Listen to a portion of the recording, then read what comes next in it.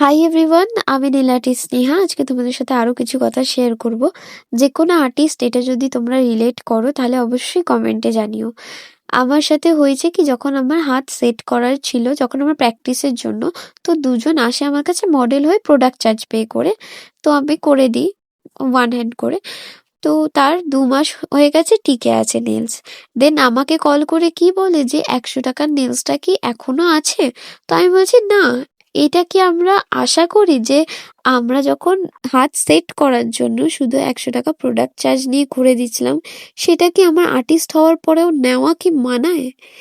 তারা কি করে এরকম করে বলে আমি বুঝতে পারি না যে সেই চার্জটা কি এখনো আছে।